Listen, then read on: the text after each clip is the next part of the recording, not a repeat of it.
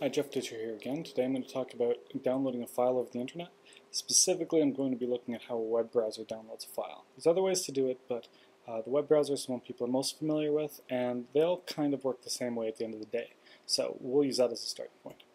So the first thing that you need to understand is there's something called a Uniform Resource Locator, a URL. And this is what we use to actually uniquely or unambiguously define where something is. When we're trying to define a resource like a web page or a picture, we use a URL, and that's a way that we can always find it. So for example, there's something like this URL here which talks about a file on a web server I have.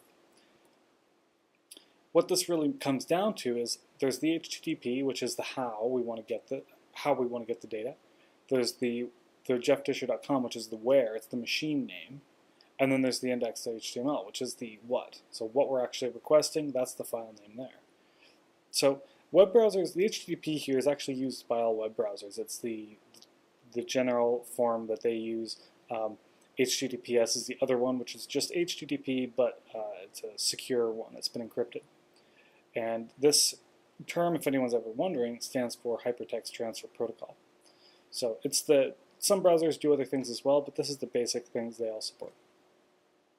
The next thing beyond that is DNS and IP.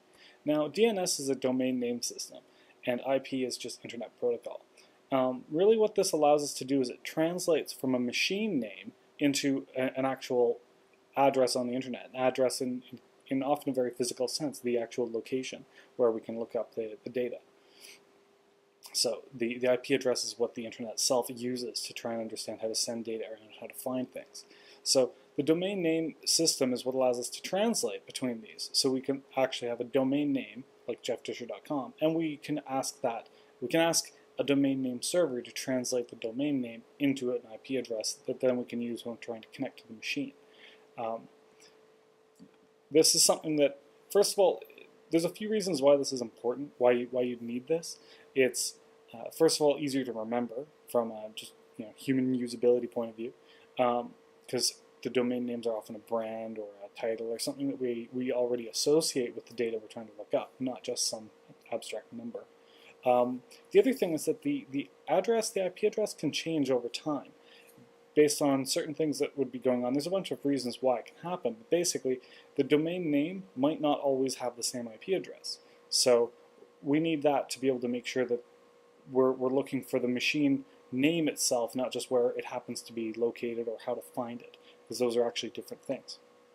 So all data going over the internet, it always is coming from and going to an IP address, and that's how all the connections on the internet know how to send data around. So the next thing to understand is ports. Now, to think about the reason for this, imagine that a server can run multiple different services at the same time. For example, your web server could also be running email for you, it could also be running a chat server for you, or you could have all sorts of other things like that going on there as well. And you don't want to have a new machine for each one of these and a new domain name for all of them. Realistically, you just kind of want to be able to think of them all as running on the same machine. And there's no technical reason why you shouldn't be able to, so ports were created to solve that problem. It allows us to do what's called service multiplexing. So how it works is a port is just a number, and each service running on a machine runs on a certain port. That way, when you're connecting to it, you connect to the port, and that's how you make sure that you're connecting to the right service on the machine. So there's thousands of these ports available. One machine could easily be running thousands of these different services. There's no reason why it can't. And when you connect to it, you just make sure you connect to the appropriate port. Usually, we kind of have conventions for how ports are used, such that we don't have problems like trying to connect to a machine and we don't know what port the web browser is using or the web server is using. That's not really a problem. Basically, everything has sort of all the services we have different conventions of which ports they're using, and that way we don't have to add that piece of information each time. This would be really a headache if every time you opened your web browser and tried to point it somewhere, you had to tell it which port to use on that machine. So what we do is we just have a bunch of conventions. HTTP, for example, used web browsers. It's almost always on port 80. There's reasons why it might be on a different number, but in general it's always 80, and that way we don't have to worry about this. So all data that's sent over the internet, not only does it have an IP address for source and destination, as I'd mentioned before, but it also has a port. This is how you can also be connecting to multiple servers at the same time, and when the data comes back to you, it comes back to the right program. Your email client doesn't get confused by data coming to your web browser. They work differently that way. And this is how, so it works both for the servers and also for the clients. So ports are important. So just to bring all this together, here's an example of a request for data on the internet, and kind of the high level of what's actually going on and the process itself. So we start out with this request. Here's one URL. You put this into your web browser and hit enter. And that starts off this whole operation. First thing we do is say, okay, we need to look up the domain name because we don't know where jeffdisher.com is yet. So we look that up. It gives us this IP address. So now we know, okay, this is what we're going to connect to ask for the data. The next thing we realize is, okay, we're going to use an HTTP connection. That's port 80. So now we know where to connect and on which port to issue the request. So we say, connect to the machine at this address on port 80. And once we've connected, we now request the file. So we send the rest of the URL through. It's actually just the description of what we're asking for. So in this case, we say, okay, give me the file /index.html. So what happens is the server then looks that up as a file on its hard drive, and it'll send that back as a stream of what's called data packets to your web browser. And all of those are coming from that IP address with that port number. Once you've got all the data, once the packet stream is finished, you've got everything in that file, the connection closes. So now your web browser has the data, you can actually look at it, and the web server is now freed up to go do other things. So that's really the basics of how pretty well all communication on the internet actually works. It all comes down on a certain level to, I need to look up a machine, I need to connect to it, I need to issue a request and have it send me some data back.